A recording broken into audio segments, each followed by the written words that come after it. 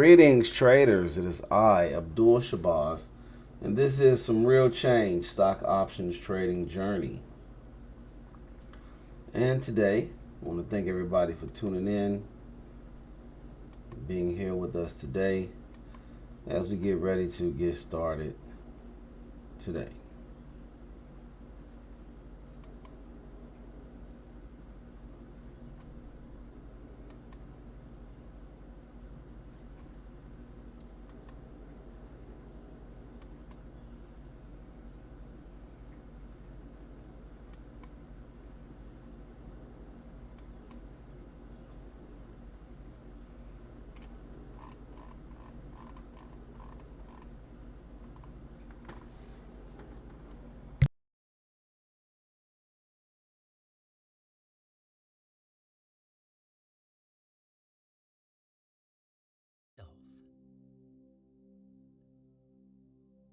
I trust my trading plan.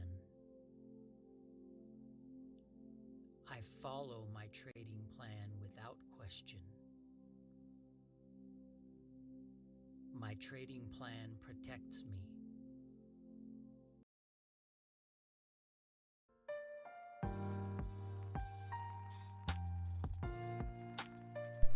Pairing.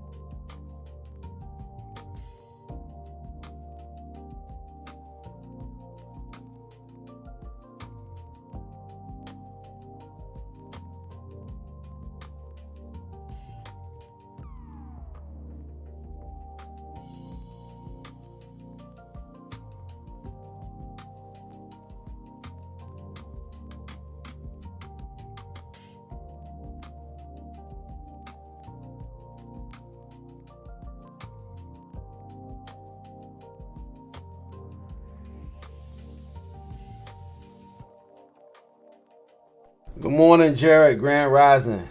Quiet Soul in the building. Shout out to your teammate. No change. No change. As far as what I'm looking for, no change.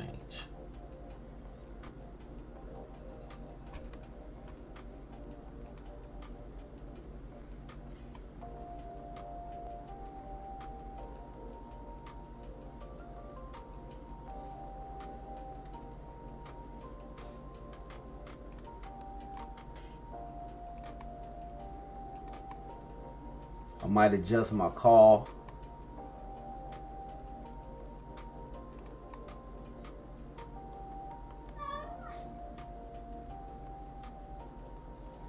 To 655.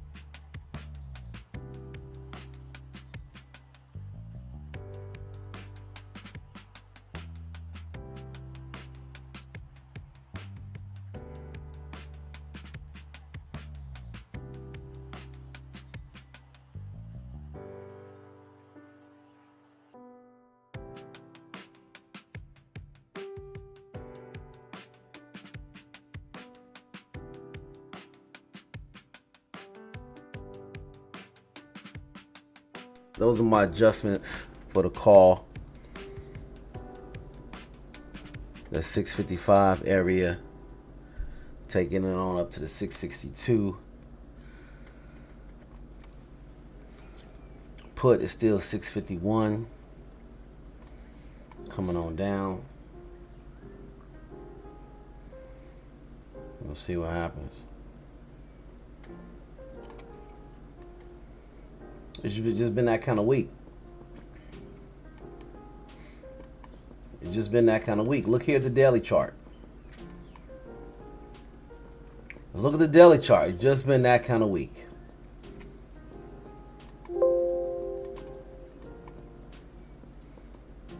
You've got Wednesday, Tuesday, Monday. Go back to Thursday. Thursday, Friday. Monday, Tuesday, Wednesday. It's just been that kind of week. The past 5 trading days have just been indecision type days. Got to move out to 645, which was a sweep. That could potentially happen again today.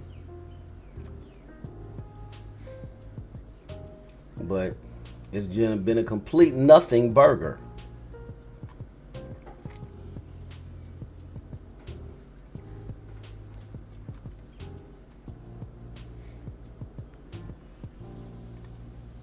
We've identified a larger control selling algo. Scalp opportunities potentially on the horizon, but that's it.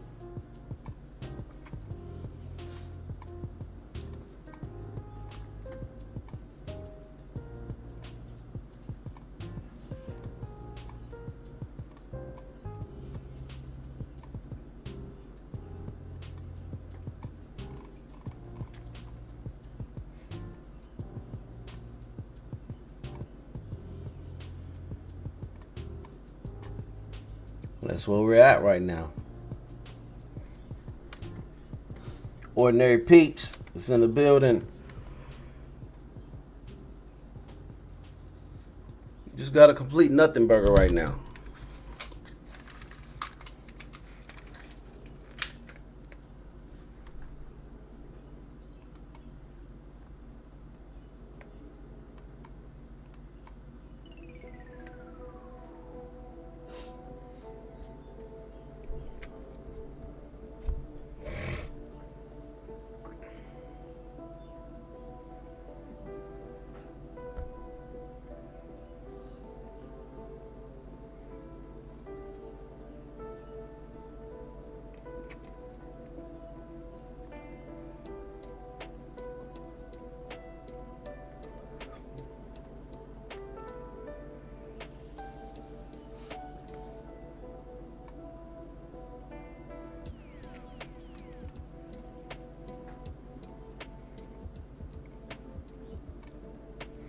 And there we go. It's just been that kind of week, guys. It's been a week where we've been observing all week coming into Thursday. Still got the sideways action pre-market. We did pop up, but we dropped after we did have that pre-market pop.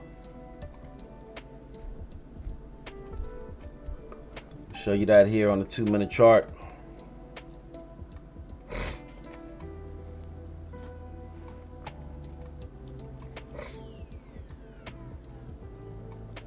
Sideways action from yesterday's close.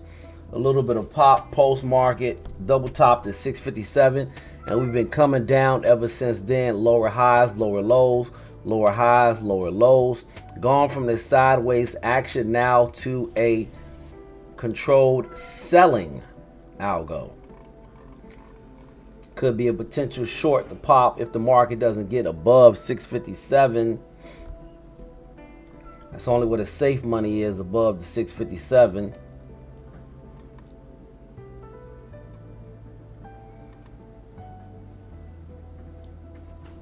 Could possibly get a little aggressive above the 652.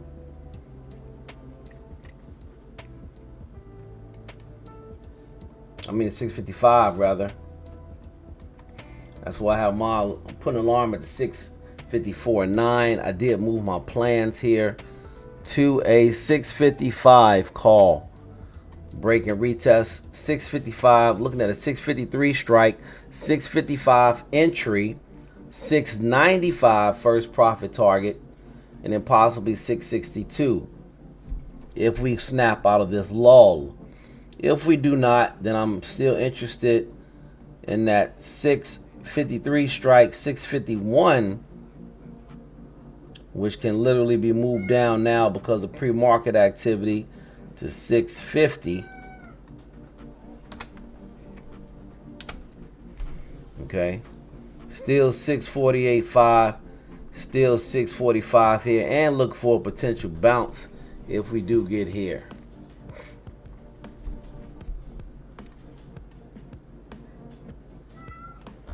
Those are my plans. Plain and simple.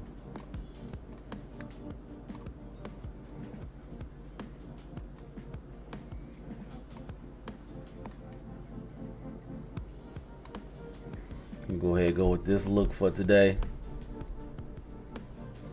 Appreciate everybody for being in the building.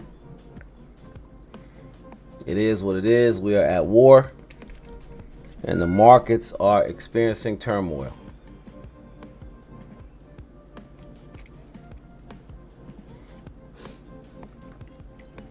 Not a regular week, not a normal week. We'll see what happens once market opens, see if we can identify any potential trading opportunities.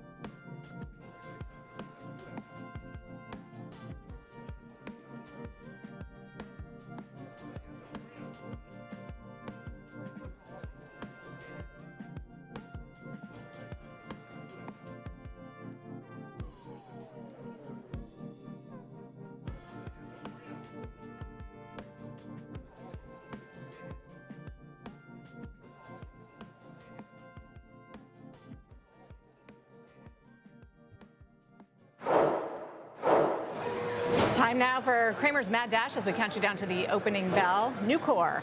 Yeah, Jim? sometimes I like to be away from the beaten path, away from the battlegrounds. And this piece by UBS and Nucor, which says excessive correction, it's not really down that much. It talks about you got a protected industry steel. They have done a lot of work. Don't forget, we do have a renaissance of reshoring. They have been a terrific winner when it comes to building data centers, anything that requires a lot of steel, and they win, and they're an unbelievable manufacturer, and I think this is such a great call. It is so contrary, by the way, to buy a steel company going into recession. I'm not buying the recession theory. I am buying Nucor. I think it's a great idea. Also, in that UBS note, they mentioned that the steel producers are mostly insulated from the Iran war. Yes, which they are. Some of the materials are not. And interesting, look, Nucor is an amazing company. It's the best steel company in the world.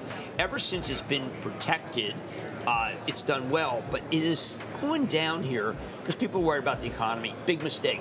It's in every secular growth part of the economy. I really like it. But isn't it a global economy play too? Like if China slows down because they're a big importer of oil and they're going to have to pay more for oil prices, is that why? No, I think it's insulated terrifically because a lot of what Trump is trying to do is bring back companies. And if you try to build anything in this country, you have to use Nucor because everybody else is gone. What a great story. And it's very inexpensive. Well, it's basically done nothing this year, That's but over right. the last year, it's up 30%. Yeah, but last year was you got great protection from. Look, the Chinese were flooding our country through transshipments anywhere, including Mexico. That's over. The management team there, Leon's Powell, second to none, and really proud American company. I really like what they do. They keep opening factories. They keep hiring people. By the way, they open factories where there's nothing. And they turn towns around. They are doing what Trump wants in a way that I think is magnificent for America. Well, so Cleveland Cliffs does it, and U.S. Steel now stays in the U.S. because he allowed that deal. Candidly, their cost advantage is nil. Their cost Advantage is nil. is That's why you like Nucor the best. They have big union workforce. All right, backing the I'm not upgrade. anti-union, been in unions, but this non-union workforce that's paid a lot of money, Nucor, wow. All right, opening bell just a few minutes away. And do not forget, you can watch us anywhere, anytime. Listen to and follow the Squawk on the Street Opening Bell podcast. We'll be right back.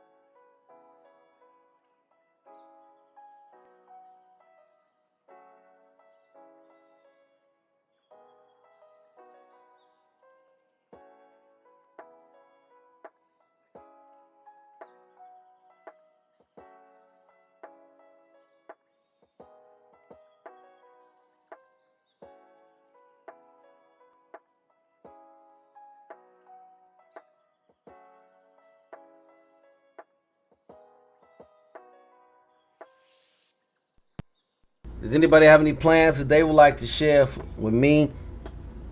Pretty much same as been all week. Move my call down to a 655, break and retest to that area. Once we get over this 653 area, looking for a put Denial below is a 650. river on Wall Street. I am seeing denial all over the place, and it's really cutting into everybody's performance. Here's the bottom line. When in doubt with this market, check the direction of oil. Ignore those who scoff at every word out of the president's mouth, and stop drinking denial. You're going to get sick. What's everyone in denial about? Okay, they're in denial that there's anything good happening. When oil drops 10 because the president says, look, we do have a dialogue, which I believe the dialogue is happening. It's just through intermediaries, and Iran has not denied that. People don't even see it. They down 10, they act as this is going up anyway. So I do think that when we see the oil futures up like they are today, I understand the sale, but when they're down, can we just admit that the market goes higher? It doesn't seem like anyone wants to say it can go higher, and yet oil is still down substantially from where it was. I'm just saying, Sarah, that it is not game over for all the bulls. There are things that are happening that are actually okay. Well, so the S&P is about 6% or so off the highs. Yeah. Some might say, even without oil, they were already starting to see cracks, the software trade, the AI trade, the private credit trade, and sort of how shaky of a foundation that's on. So there are other reasons maybe to be cautious beyond just the rise in oil. You got pharmaceuticals, you have oil and gas, and tech has been a better performer than a lot of other areas. So I'm just saying, please keep an open mind. Don't just avoid everything. I mean, right now there's a trade which says, get out of my fund, get out of Sanders. Yeah, let's talk about that, the WestJet. memories. And that's because Alphabet, Google has, let's say, software that'll make it so you don't need as much memory. Yeah, it's this new compression method that could reduce the amount of memory. It's very complicated to understand, but it's going to sell for these memory stocks that have been massive winners. It's a good reason for people to take profits from microns, when I look at it. Because if it was really great, why would Google go down every day in the last 2 weeks? Every day! So I question if something really is a micron killer, why it's not helping Google. And then people say, well, yeah, it's not helping Google because OpenAI is coming in. Something so negative. All right, the opening bells on the CNBC real-time exchange, and what may be a first, at least as far as we can recall, which is the same bell ringer here at both the big board and over at the NASDAQ. It's investor relations intelligence platform IR Impact celebrating their IR Impact Awards, which took place yesterday. The company CEO doing the honors at the NASDAQ, and the head of content ringing the bell here at the NYSE. Look, the National League, American League, the games that are starting are between the two. Where there's no acknowledgement. It's still a National American. It's kind of like that. Okay. They do have a lot of people. There's a big crowd here, and they've got a big crowd at the NASDAQ as well. As we look to the open, Jim, we are in this familiar pattern where it's high bond yields, higher oil prices. Again, not panicky, right? But lower stocks. That's my point from last night. I mean, are we really? Is today game over? No. I mean, I always talk about, I joke with Jeff Marks, who's with me, of course, for our club meeting tomorrow at 12, and Ben Stoto, that there's the get out now trade. And get out now is when you're stupid. I did a get out now trade on October 8th of 1998. I never forgot it. It was one of the dumbest things I've ever done. It was a high pressure day. I said get out now, and the Fed did an emergency rate cut about a half hour later. So I just want to caution people. Get out now is not a great strategy. Whoa. Can I add something else to your Sure, denial thing, which is I don't think people are talking about this, but maybe they are on trading desks. But there is a very short-term view of what's happening here, and the long term, sure, there are plenty of ifs, but the long term, and I heard Jamie Dimon talking about this week of JP Morgan, is that we could be looking at a very peaceful, prosperous Middle East if the president accomplishes what he wants to accomplish here. We already knew that it was a huge source of capital inflows, at least places like Saudi. I've been to Riyadh 3 times in the last 2 years. There's a lot of activity there. And yes, there's a pause now, but I do wonder if what we're playing for the long term here is lower oil prices and a more economically and pro-American Middle East. Okay, so I'd be all in if right now the Saudis came out, like during our show, it said, look, we have to stop Iran right now. They're hinting at it. I know, but that's what I'm waiting for. And I wouldn't be surprised if they did it. Remember, they're doing really well with that additional pipeline. They are great friends, and I think it is time. If the Saudis come in and say, you know what, we are going to declare war on Iran if they don't cut it out, then not only is your view right, but it's revolutionary. Well, they have 300,000 troops, and I think people are, they appear a lot closer than they do to defending Iran. I want you to talk about what it's like in Riyadh for you, and versus, say, Boston. In Riyadh, there's so much activity and excitement and bullishness. I mean, that's why we've gone for this FII conference, because you go there and you see a lot of American bank CEOs, private equity CEOs, people. It used to be that they would just invest, right? They had their big sovereign wealth fund and all the money would come out. Now, the money goes in into helping build their economy, their AI infrastructure. They want AI sovereignty as well, and they are working with the United States on that. Are they going to join the Abraham Accords? Well, that's a question. That we had Steve Witkoff on, he's the special envoy for peace missions for President Trump, and that is his vision. He said that there are already, he didn't name names when he came on a few weeks ago, other countries coming out of the woodwork saying they want to join that. And that is first and foremost an economic coordination agreement. I think that's the kind of thing that I talk about, denial is a river on Wall Street. If that occurred and we just continue to trade down, I think that's short-sighted.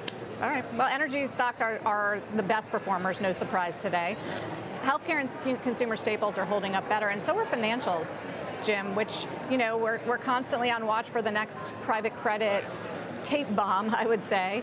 What's your feeling on that? Like, how much of a lingering issue is that for the financial group and for the market as a whole? Well, you're going to speak to Mark Rowan, who's a great truth teller. I do believe that people don't recognize that the lockups are real, that you will not be able to get out for more than you already have. That's because it's what was said when you took on private credit. By the way, it was the terms. Yeah, a lot of the states love private credit because it's a little higher yield. They're perfectly willing to wait 6 to 10 years. Individuals now are scared because they watch us.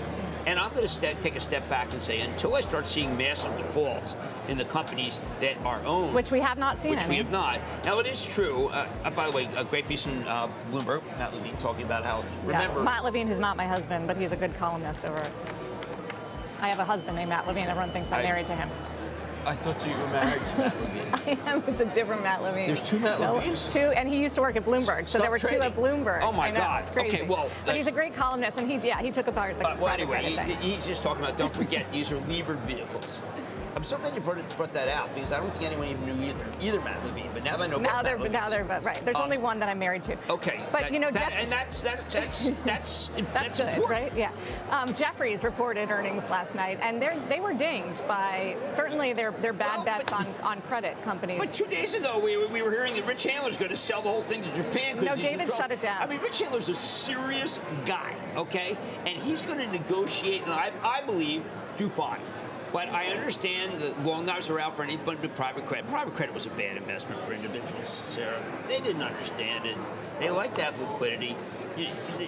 This notion that Lloyd Blankfein talked about in Streetwise, which is you have semi-liquidity. Semi-liquidity is that there's no liquidity when you went out, there's liquidity when you went in. That's semi-liquidity. And we're dealing with these different things, but that make the asset class look bad. And I think the real issue is twofold. One is that this industry, which had been on the rise, I think is going to be in disrepute right now. It's going to hurt them. But the other is that if you are in these software companies that you think are going to get a takeover bid now that they're down a lot, I don't think it's going to happen. Why not? Because I think that you don't know whether AI is going to destroy it or not. I mean, look at Adobe, which is it's under assault by both Figma and Canva, and it doesn't have a CEO, and it was a once great company, and it's not anymore. It's not because new coverage, a hold down from buy at William Blair. Yeah, that's why I wanted to bring that up, because I think when you read the piece, it basically just says it's no longer top dog. It's just too highly valued for the new world? I mean, the suite costs so much money versus Canva that a lot of the great designers have switched because Canva's really good. And by the way, Google, you can talk to Google and say, look, I want the best potato chip bag ever, and then it comes up with it. Yeah. It's true. By the way, on Jefferies, I just wanted to note, while they did have the credit losses, they also had, I think, one of the best quarters ever on investment banking fees. And that's my point. And equities trading was up 37%, Yeah, which actually bodes well for some of these other big The banks. headlines were so negative, and then I read the statement, and I'm like, wow. Blow out. Maybe we got to start, open the books again and start thinking we're about to get the bank reports. And even without IPOs, weren't you impressed? But look at what the stock has done. I mean, it has really come down from, I don't know, over 70. I mean, everyone just said every day that they were the one that was most exposed to the cockroach. Well, they were. They were the first, first brands. Yeah, they had the cockroach thing. But management apologized again, said it's disappointed, takes full responsibility for these losses. And that it's manageable for them ultimately. It's manageable. I think that. Do I want people to buy Jefferies? There are a lot better ones. Jamie's got a big conference going on. People are like, he can summon the top 100 execs, and they'll all go to wherever he is. True. Do you think that there'll be other issues, as we get into, I mean, this was the first, Jefferies leads the pack, other issues related to private credit in some of the other bank earnings? Or is this kind of isolated? I think that, I don't want to say anything's isolated about private credit, because a lot of these companies that aren't public, and look at that, there's a list of stocks you don't want. But that says don't own these stocks. Oh no, it says alternative asset managers. I couldn't read it well. That's the glasses, But yeah, that says, oh look, there's another group. But that group is much different for the most part. Brookfield, very well run outfit, not too exposed. Carlyle did not have a lot of software. Well, this is what's so KKR, frustrating for these CEOs, is KKR, that they're all being treated as one. Yes, they are. We know that things are going to sort out. And we're going to hear from someone like David Solomon at Goldman saying, look, it's never been our strength. And he's going to have to answer to they have a BDC that's not good, but that's these PIC. They have to take the hit. They have to look. Right now, the S value, I think, is much. The stated one is too high. Remember, so they have to pay out at par. Not great for them. But I do think that we're going to be talking about it forever, because when the throngs, they have to publish the number of how many people want withdrawals. Out. That's why I reached out to Jonathan Gray, because when they had to open the gates, employees put money in, and I think that Blackstone will hold the key. Because if they can make a cogent case like they did with B-REIT last year with the real estate, I think we could stem some of this. They're a very good company. Well, it's also, and I buy the argument that some have made, that it's not systemic because they're not depositors on the other end. That's something that Mark Rowan has said. It's not. Systemic, as people understand, means it could bring the system down, and it just doesn't have that power. And then you hear the 1.8 trillion number, and you think, wow, that's really bad. But it's going to be a fraction of that is retail. And not all retail went out. And there's still people coming into these funds, which is rather amazing. Right. Everyone talks about the withdrawals. Right. There's actually money going in. Right, and then we have to highlight Blue Owl, because Blue Owl's stock is down a lot, so therefore it's self-fulfilling. Whatever stock's down the most, we have to believe must be the worst off. We have not heard anything from Blue Owl, which is like, here are 5 customers. Like, they're all the big hyperscalers. Big customer of their stuff. Bring on the Jersey guy who's in charge of investment. Let's find why he's in there. Let's do that. Stock's back up to 9, though. Dropped below there before. Yeah, it's been ugly. The best performing stock right now in the S&P is CF Industries. We're back to the Strait of Hormuz is going to be closed. I've always felt that fertilizer and data center. Really? You've always liked the fertilizers? No. Oh, okay. Fertilizer is, well, look, it's fertilizer. I don't know. They've been great It's stock. not a great cohort fertilizer. If I came in and started the show and said, listen, it would be like plastics in the graduate. The fertilizer stocks are having their day in the sun. How about that? April 7th is planting season. That's the drop dead date for fertilizer. It's up 75% this year. Well, I mean, yeah, because they have a kind of monopoly. Take a look at helium. Helium? I thought we were watching nitrogen. I'm watching everything. And urea. Well, yeah, you pronounced that right, thank you. But I do think that when you look at Linde has a virtual storehold of helium in this country, and what they're using is to be able to say, listen, it's all been spot helium. We want long-term helium. They're going to come out the big winner. It's in a way for Americans to be able to buy an industrial that's actually got more going for it than just plain old fertilizer, which is not a high-end, right? That's not like Lam Research or ASML in terms of intellectual property fertilizer. Yes, Well, I know. well- A little bit different. I do want to point out that, Polyethylene's down. The world's short polyethylene because of what's going on. Yeah. Who knew that Qatar was the most important country in the world? right, when it where came we to, find out these supply Right. Now disruptions. you've been to Qatar. What's it like? It's like booming. You know, it's kind of one of those. It's one of those cities that obviously is deeply steeped in culture and in religion, but at the same time, you know, it's just all Western businessmen Then why don't they declare and women war there. Yeah, against I mean, Iran? they're close geographically, so you Right. know the calculus Well, is I mean, a just little bit saying that I keep different- hearing all different. these things, which just say they like us, they like us, they like us. Well, like, just say, look, we're going to try to solve this because this is bad and the United States is right. I'm still waiting for countries to say the United States is right, but I think there's a reservation. I mean, you get it more from the UAE Right. than I mean, necessarily. Pakistan being the interloper there, Pakistan is not exactly the Right, there's most there's firm reports that they're democracy. trying to negotiate talks, and Democracy. maybe JD Vance. That's Turkey, again not another confirmed. democracy. Right. Turkey, yeah. Don't even get me started. Micron's down 4%. Well, though, because Jim. look, it's the deep seat worry. So Microsoft- actually, the Cloudflare guy, CEO, actually called this How the about deep Matthew seat. Prince putting a There you go, tweet Matthew out? Prince. I thought Matthew went a little far afield from Cloudflare, which is a stock I like very much. But Matthew has every right to be able to comment on this, and I think he's done a fantastic job with Cloudflare. Symbol So net. he calls Can't beat this that. Google's DeepSeek moment, basically Right, but- referencing the efficiency breakthrough here we're talking about, made by referencing it to the Chinese AI firm DeepSeek last year, which caused this big sell-off in But stocks. you had to buy NVIDIA. Now, NVIDIA stock is really incredible these days. It's down or up $2 before the market starts. And it is very What's it disarming. trading on? What's it trading on? What is Zero Why is Nvidia day down 8% in options. 3 months? Why is Nvidia hasn't done much? Well, look, I think past year? it's been one of the great performers. I think people feel like it's a what have you done for me lately? People worried about a Google knockoff. People think they're not inference, and inference is where you have to be. But they have a deal with the company Grok. It's a licensing deal, not something that can be stopped by antitrust. That I think made. I think that Jensen Huang is the inference king.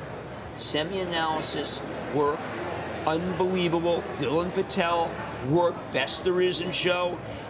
Crown him inference king. And that's what I think. And I think that why is it down? Because it's wrong, okay? I think it's just an opportunity. You have powerhouse people, collect press. CFO, second to none. Tells a great story in the All conference right, call. we've got I'm action. not concerned about it. We've And got you're gonna action. 15 times earnings, and you're going to say, "Oh, I've seen this movie before." It's every time You're it's ready ever to had short this a lower period high, where it's possibly. multiples compressed, it has expanded when it did the blowout quarter. We got blowout quarter bid. All right, so buying opportunity in NVIDIA. And then Absolutely. on Micron, I do think it's worth listening to Sanjay, who was on with you last week, Sure. just about the, I mean, I love it's Sanjay. incredible what's been going on with his stock and the market. Listen to Sanjay. You need more memory, you need higher performance memory in order for AI to be able to deliver its full capabilities. This is inference inflection. As inference broadens, it will scale up the need for tokens. Those tokens need to be fast, and guess what? You need more memory, you need fast memory in order to deliver the full potential of memory. And memory today is very tight supply, and supply cannot be brought up that easily. Pretty bullish there. Yeah, I and mean, you have that's this been the Jevons story. paradox because they use it. The more prices go down, the more you will use of memory. The world is short memory, but the stock has had such a run. It's up 300% in 12 months. Right. I mean, look, people are taking profits. Sandus is just an extraordinary story. You're looking at stocks, by the way, number one performers in the S&P last year and this year. Now, historically, when Micron's had its run, it's been able to have 2 years of outperformance. But right now, I think people just say, wow, I've made a lot of It's a money. little hot. Yes. So you wouldn't be a No, buyer. let him come in. Let him come in. By the way, I think that I absolutely agree with Sanjay that the world is short memory, but what really is the world is short compute. That's a rubric for a lot more. Compute has more to do with Jensen, GPU, but it also has to do with person who's on your panel next month, Renee Haas, CPU. The world's short all of those. And you just have to believe that these stocks have come down, the GPUs to buy. I thought, by the way, Lisa Su's move yesterday in AMD, no one talked about it. No. Extraordinary. She's got What'd she CPU do? and GPU. and she doesn't know how to brag, so I'll brag for her. She's one of the greatest execs of our time. Okay, there you go. Before we head to break, do you want to hit the bond market, show you how treasuries are faring? We did get initial jobless claims, should mention, came in right in line at 210,000. That is continuing to show that we're not seeing a lot of stress or big layoffs. We're not, John Gibson, paychecks. Pretty good, but today it's all about high oil prices, and we're seeing higher yields across the board. The 10-year 4.3, almost 6. We'll be right back.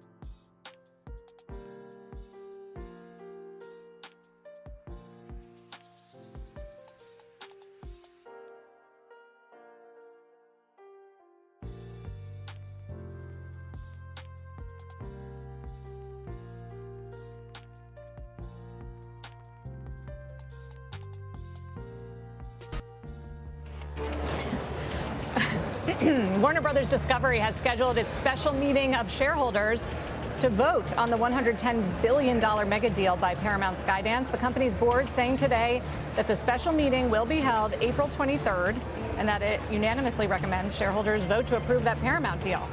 Coming up in the next hour, H.R. McMaster, who served as National Security Advisor during President Trump's first term. Heavyweight. His take. Oh, yeah, you want to listen to this on the developments surrounding the Iran war and what could come next.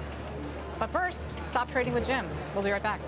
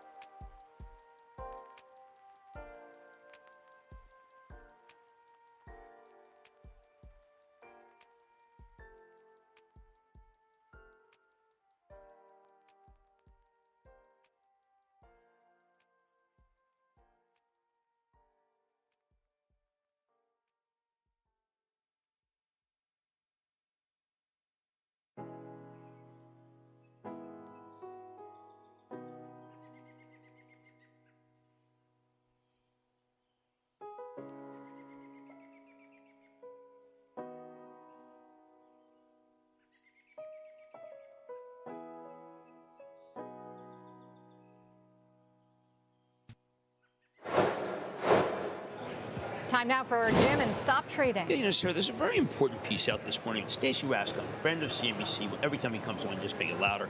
He downgrades Semiconductor Qualcomm. analyst. Yes, and he has been a fan and a champion of Qualcomm. And he's just basically saying, look, it's just not a great neighborhood anymore. I agree with that. And I thought this line was very interesting. We feel a bit bad for the company. They appear to be doing everything right, but are living in a bad neighborhood at the moment. I think that's very true. I think they are doing everything right, but it doesn't matter. And I want people to understand, you may be in a stock that's doing very well, but the cohort is so weak right now, you're not going to make Why? any What's money. their neighborhood? Why is it so bad? A cell phone. Geez, it's just, it is a bad. Not a growth area. Not a growth, 3 to 5, it's GDP. So you don't want to be connected. And Stacey, bold call to admit that you're not right. But can I like just that. point out one thing about his downgrade, which is the price target was cut to 140, which is still higher than where we Still are high. now, from Well, 175. look, I mean, he was just too bullish, I think. Nobody's perfect. Yeah. I'm just saying, Yeah. not Well, not I've got do you some of have your tonight? favorites. Yes. I've got CrowdStrike and I've got Lemonade, which Lemonade Lemonade. is a company. Schreiber's a real disruptor. Yeah, that stock has been amazing, actually. We've had them on, too. This is like an insurance company that has actually figured out AI. Yes, it has. It was based on AI, and I think it's, frankly, a very smart company. But it's a wild card for me. I want people to be exposed to them. I'm not recommending them. I'm recommending NVIDIA down 3, but I think because of the zero-day options, it's going to have a 273 period today between 3 and 4 when they margin these guys out. I just want to mention that things have really improved since we started talking. Maybe people are paying attention, Jim, but we've had a number of sectors go green in the S&P. Real estate, staples, sure, they're defensive, but materials now are up. Financials are trading a little bit higher, so things have Denial improved. is a river on Wall Street, okay? A denial. Don't be in denial. Right. Don't be in denial that you can make money in this area. The Dow's climbed back. We're actually positive now. Best Buy, talk about consumer spend. Look, I don't have to tell you, because you quite simply understand the notion that things are not always get out now. Right. And even with higher oil prices, which are off the highs, we're up 3%. This market is climbing a wall of worry. Well, I hope you'll work with me tomorrow. I'll be back tomorrow. There you You'll go. have me. Fantastic. Thank And you. how about one of the 2 Matt Levines? The husband, Matt Levine, or the columnist, Matt Levine? I know you like them both. Stocks are now, I do. as I mentioned, off their lows. Dow's in the green. We've got another hour for you of Squawk on the Street coming right up. Don't go anywhere.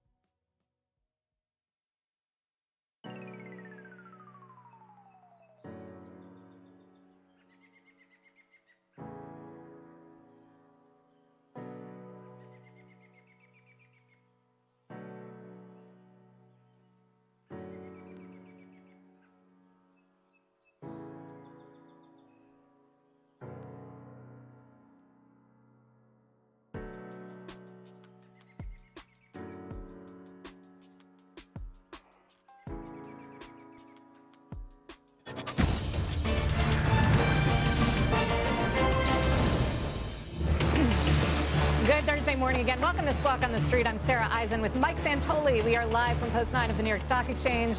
David and Carl are out today. Ahead this hour, former Trump National Security Advisor H.R. McMaster with us as President Trump warns Iranian negotiators this morning to, quote, get serious soon before it's too late. Plus, we'll talk to AI expert Jack Hittery about OpenAI's decision to ditch Sora ahead of a potential IPO.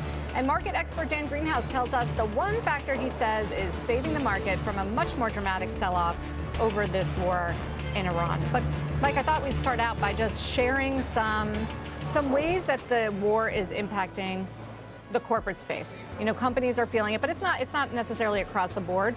One industry that certainly is in the crosshairs is the shipping industry. So Hapag-Lloyd, which is a global container shipping company, CEO in earnings overnight. The conflict in the Middle East is now causing considerable network disruptions and sharply increasing operational costs. I mean, no surprise that, you know, for a global shipper, that would be the impact. And then just on, you know, a related note here in the U.S., the Postal Service is imposing its first ever fuel surcharge on packages, which does raise the price as we try to figure out, especially on days like today, oil prices up.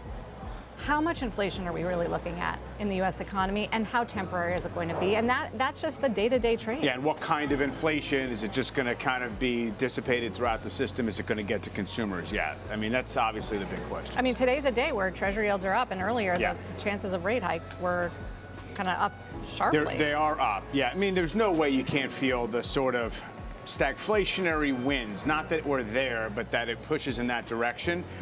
It's interesting the way that, the bond yields, had a little bit of relief yesterday. We're back up. They do really track oil, even though as much as everybody says that should not dictate what your outlook is for sustainable inflation or what the Fed should do. This mechanically, yields tend to track what oil's doing. And we have oil up 3% today. It's not a big deal. It's not making new highs. $90 WTI seems to be the pivot where it sort of, you can be more comfortable below and less comfortable above if you're an equity investor. But everybody recognizes nobody knows what the current setup is. And it could be temporary. I mean, even the USPS fuel charge is an 8% price increase on package shipping services, but it's temporary.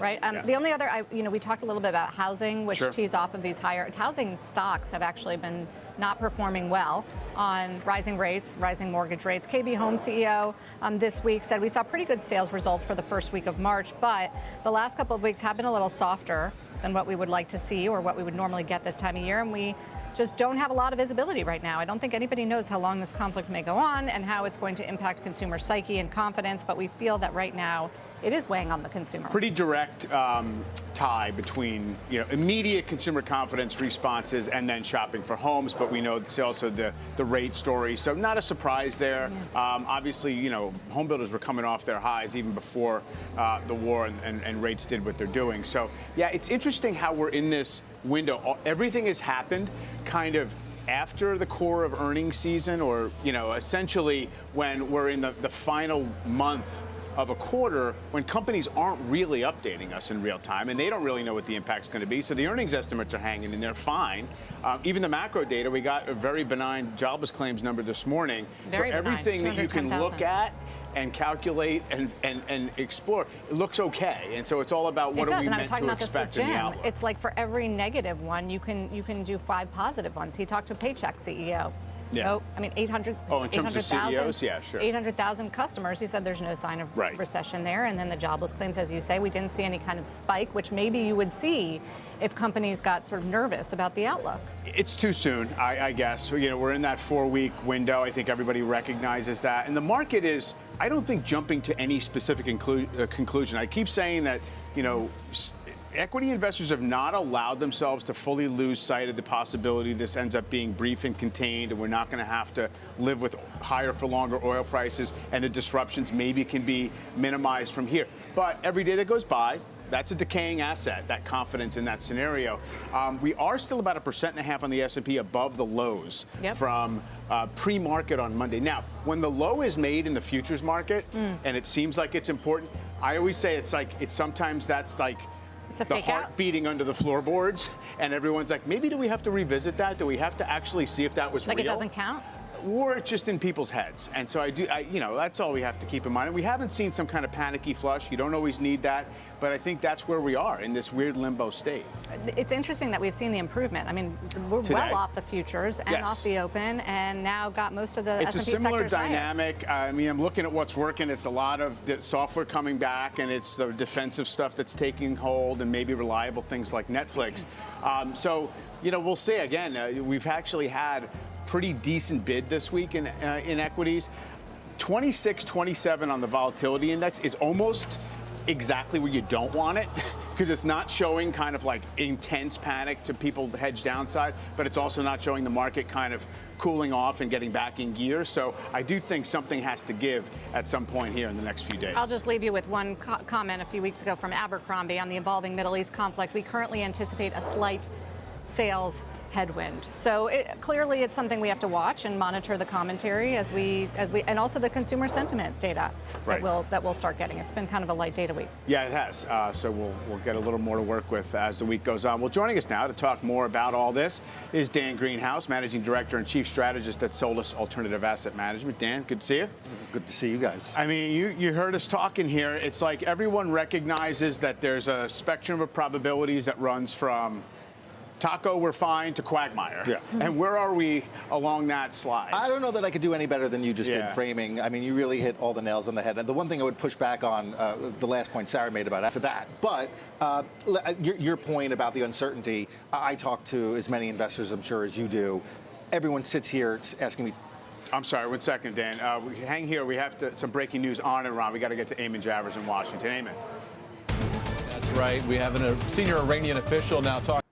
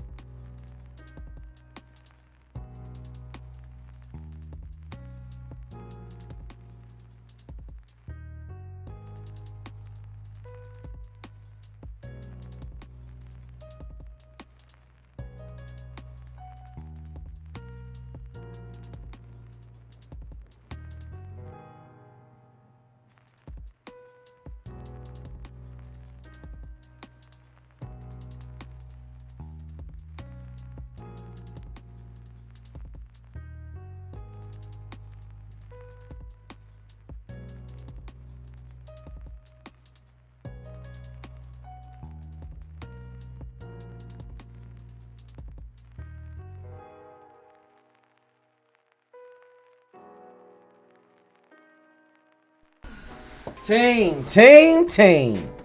Another day, another nothing burger, but we are staying safe. And that's all we could ask for in a market like this. Again, right up to my 654 line.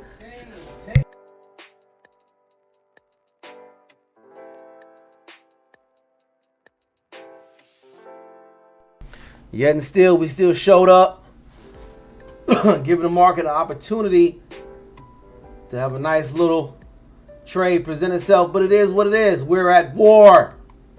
And when we're at war, the economy is at war. When the economy is at war, it's unstable. When the market is unstable, there are not ideal trading conditions.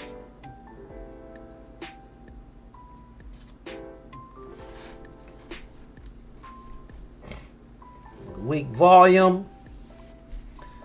10 o'clock, the volume's getting weaker.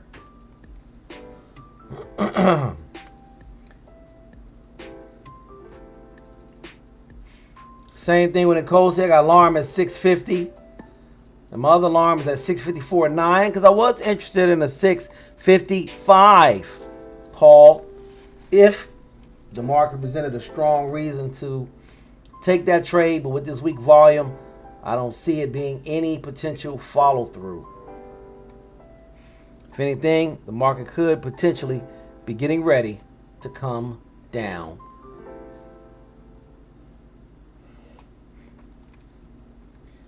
Another day, another nothing burger. But we are present, alert.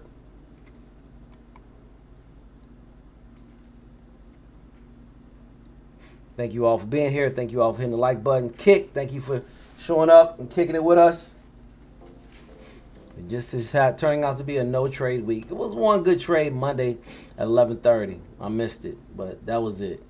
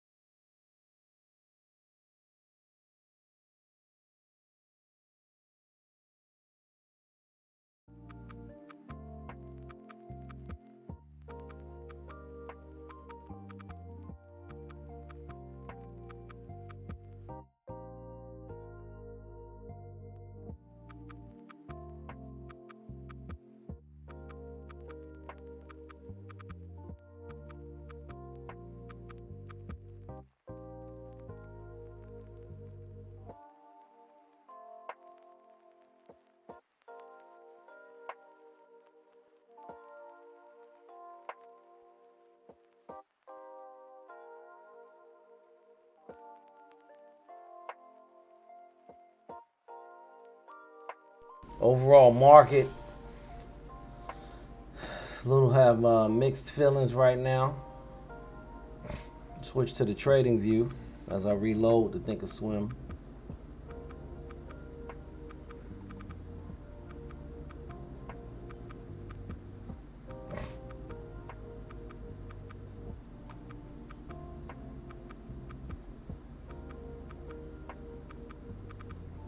Still at 654. And I'm interested below the 652, 651 area. And interested possibly above the 655, even though the safe money is above the 658.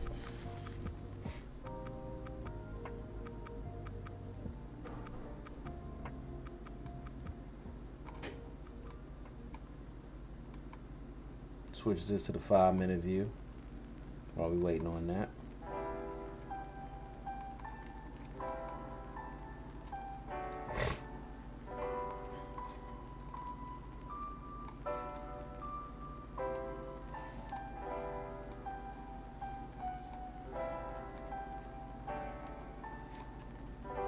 That's all we have to go off of this morning.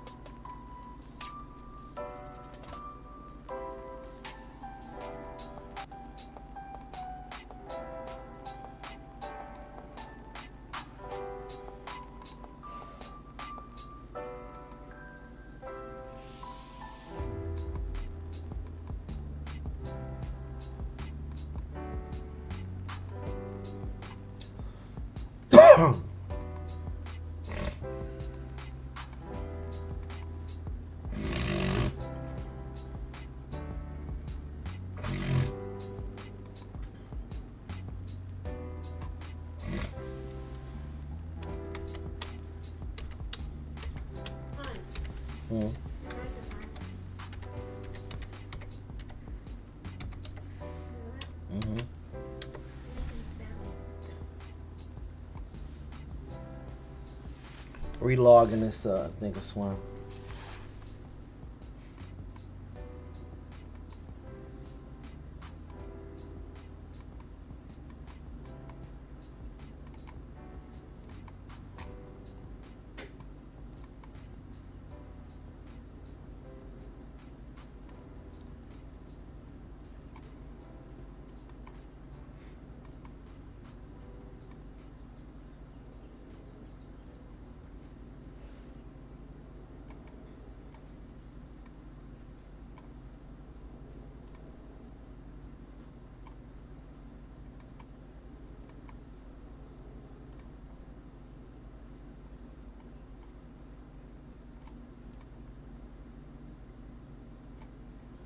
That's what we're looking for.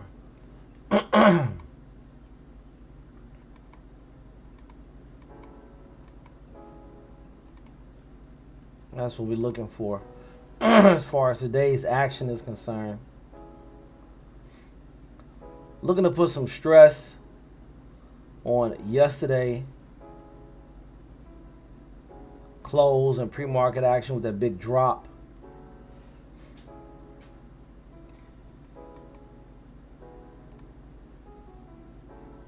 What the heck is that? What the heck is that?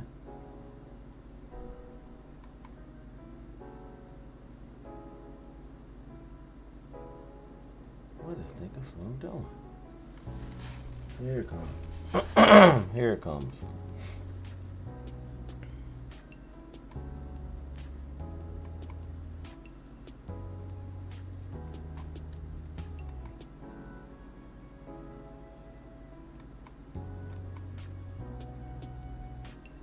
What the heck is this?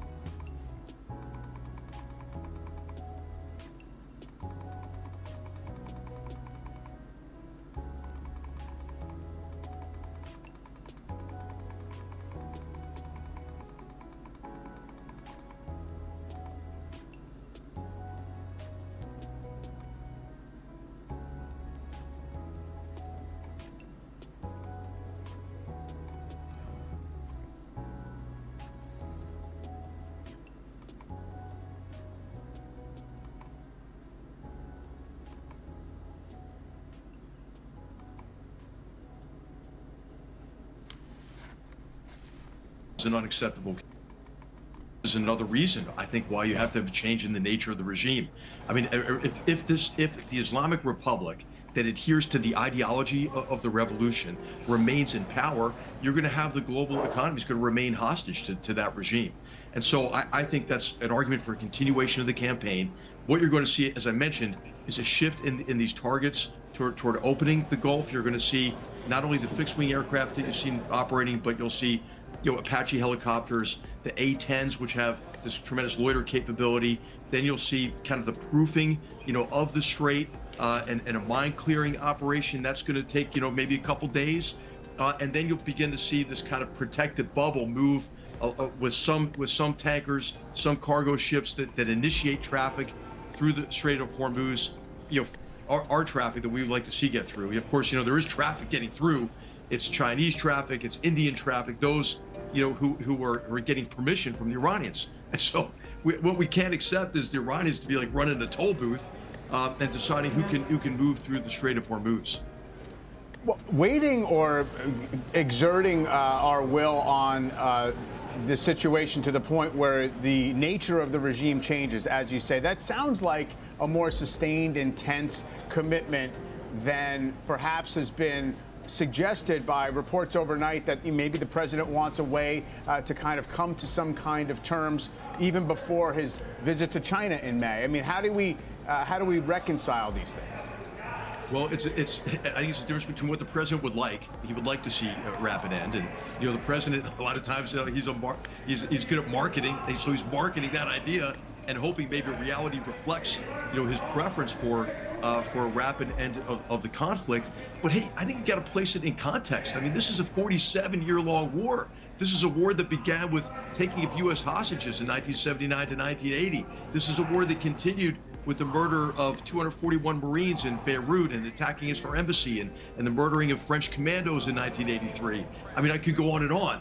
But Iran has demonstrated its permanent hostility, most recently, by lighting the ring of fire around Israel on October 7th. And what the regime really wants, what they really want to do is to establish hegemonic influence across the region, destroy Israel, kill all the Jews, and step A to that is getting us out of the region so they can have their way. And until they change that hostility, until there's a regime that doesn't have that intent, we can't have an enduring peace. And I think that's just the reality. Yeah, I mean, it's so important to hear you explain it that way. I'm not, I don't know that Americans fully grasp what is at stake here. It hasn't been the most popular war, and I think the politics play into what ultimately might happen here, right? We're facing midterm elections, higher gas prices, and an American public that, doesn't want to get into another war in the Middle East. Well, I don't view it, Sarah, as getting into another war. I view it as the initiation of a campaign to end a 47-year-long war that took the lives of thousands of Americans, countless lives across the Middle East. I mean, Iran's strategy had been in large measure until they made the really big mistake of lighting the fire on October 7th and then the direct attacks against Israel in April and October of 2024. Their strategy had been to expend every Arab life, if necessary, to accomplish their objectives. I mean, how many Syrians died in the Syrian civil war as they enabled the Assad regime's serial episodes of mass homicide? I mean, how many Iraqis have died in a sectarian civil war, really jump-started by al-Qaeda, but with Iranian militias playing a part in that? How about the Yemenis civil war and the support for the Houthis, who, in addition to interrupting shipping in the Bab el-Mandeb, has committed mass murder, including of children in Yemen? I mean, the list goes on. How about Lebanon, which has been just devastated by Hezbollah and the threat to Israel? And now you see Israel conducting very effective operations against Hezbollah. Lebanon kicks out the Iranian ambassador. They're talking about disarming Hezbollah. Hey, we need to stick with this, Sarah, because, I mean, this regime, I view, has to go. That for the benefit of the United States, the benefit of the Arab states, the benefit of Israel, but I think for all humanity, right? You see these Hezbollah cells can that be being rolled up. accomplished without sending U.S. troops on the ground, which seems to be a big political sticking point? Sarah, I think so. And when I look at the conditions now, the effect on the leadership, the fragmentation of the leadership. I'm encouraged in particular by the effective strikes against the Basij and against the IRGC. These are the people who committed the mass murder of their own people. Over 30,000 killed in a 2-day period in January. And so I think the conditions are set. This regime, I think, as I mentioned in a recent essay, is a dead dictatorship crawling at this stage, and it would be a real mistake to let up the pressure. And this is what we're hearing from a lot of our Gulf friends and partners. Like, hey, don't leave this regime in power. And of course, I see this as well as a humanitarian operation that's in the interest of the Iranian people as well. So I think the regime is weakened and the conditions are set, like they were in 1979. Regime change in Iran can be sudden and violent. And I think that's the best hope for peace in the long term. H.R. McMaster, thank you so much for joining us today and for your insight into all of this. I know you've been studying it for a long time. Former U.S. National Security Advisor, retired Lieutenant General. Thank you, Sarah. Still to come, could your next mortgage be backed by Bitcoin? Details on a new plan from Fannie Mae just ahead. Plus, the latest in the AI arms race and what OpenAI's decision to ditch its Sora video app says about the fierce competition. AI expert Jack Hittery will weigh in. But first, memory chip makers, some of the biggest decliners this morning. What a new AI model from Google has to do with all that. Next, don't go away.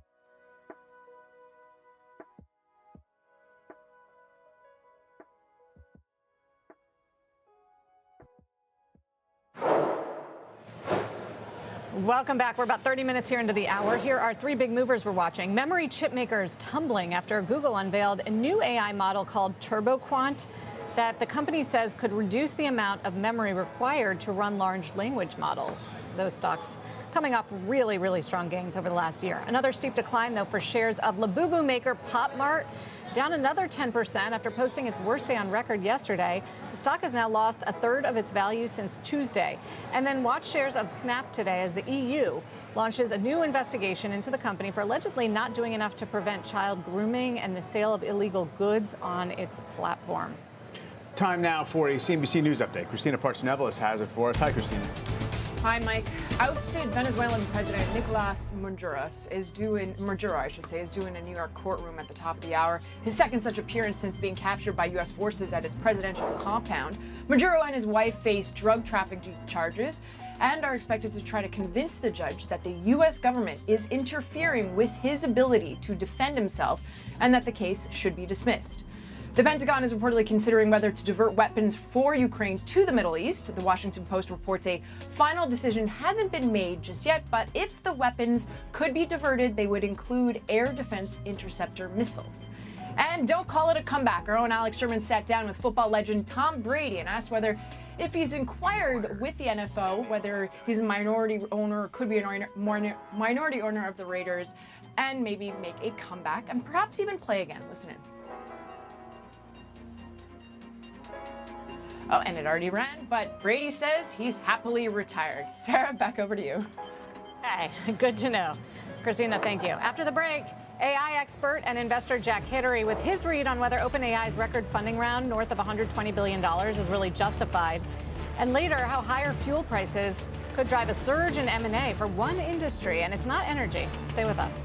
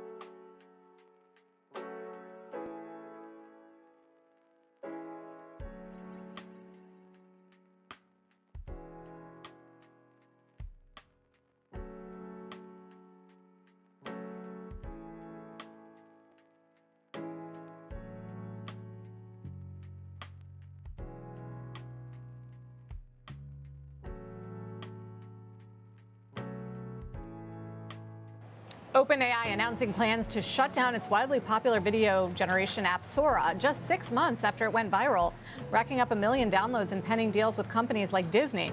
Joining us now is Sandbox AQ CEO Jack Hittery. Jack, welcome back. We know you sit at the intersection of quantum and AI, and I wonder how you read news like this and whether consumer AI can ever be sort of viable and profitable as an enterprise AI. Well, good to see you, Sarah. Good to see you, Mike. Exciting times in the world of AI. I think there's a number of factors that led to the shutdown of Sora. First of all, you have the economics. It is really expensive to be generating all this video for every consumer that has an idea and pops in a prompt. But you can't really charge that much for it. Compare that to the economics of putting in a text prompt, getting back some text, much better economics. Video economics are really difficult. Number two, OpenAI wants to go public soon. It wants to get rid of any regulatory overhang, and the regulators and the legal challenges to Sora from many copyright holders were mounting. That became an issue for the company, and it would rather shut it down and even shut down its Disney $1 billion partnership than face all the regulation issues and the lawsuits that would come with pushing ahead with Sora. And so there's a number of factors there. Finally, there's competition out there. Anthropic, Gemini, very competitive with OpenAI. They need to focus themselves, particularly about to file an IPO. And so I think they realized it's better for them to focus on their core areas. Jack, the intense cost that you cite here is one of the reasons why perhaps this was not the thing to keep live for OpenAI. It feels as if it's manifest in a lot of parts of the AI food chain. We're talking today about the memory chips getting hit, Google trying to reduce the need for as much memory, which is in scarcity, and the prices have gone crazy. Obviously, there's got to be incentives to try and find lower power solutions. Actually, sorry, Jack, we're going to have to jump into a cabinet meeting at the White House right now. The president. I built it during my first administration, and I used it during my second administration. Unfortunately, because I'd rather not have to use it. But it's a display of force and precision and skill like nothing the world has really witnessed, although you got a pretty good witnessing of it in Venezuela also. And that was a smaller version of what we're doing now. We're crushing their missiles and drone stockpiles, destroying their defense industrial base. We've wiped out their Navy completely, their Air Force completely. We've wiped out a large percentage of their missiles. And the missile launchers, without the launchers, the missiles don't do any good. And we've knocked out probably close to 90% of the launchers. Probably more than 90% of the missiles themselves. Between some they fired and more than they fired, we knocked out. We've also destroyed a lot of the factories. We're continuing to do that, but a lot of the factories where they manufacture the drones and the missiles. The drones, too, are way down, but the reason they're down is they go one way and they don't come back, because for the most part, we're shooting them down. But we also are able to, we've really done tremendous damage to the places where they make them. And just so we set the record straight, because I've been watching the Wall Street Journal's fake news and all these stories that get printed like, oh, I want to make a deal. They are begging to make a deal, not me. They're begging to make a deal. And anybody that saw what was happening over there would understand why they want to make a deal. But they say, oh, we're not talking to them. Anybody would know that. And only a total fool. And they're not fools. They're very smart, actually, in a certain way. And they're great negotiators. I say they're lousy fighters, but they're great negotiators. They are begging to work out a deal. I don't know if we'll be able to do that. I don't know if we're willing to do that. They should have done that 4 weeks ago. They should have done it 2 years ago. Or they should have done it when we first came into office, because 2 years ago they had free reign under Biden. Sleepy Joe, worst president in the history of our country. What he allowed to happen to our country at the borders, and even with a thing like this. But not just him. Every president for 47 years, every president should have done this. They should have done it a long time ago, because you cannot give lunatics a nuclear weapon, and they would have had a big one.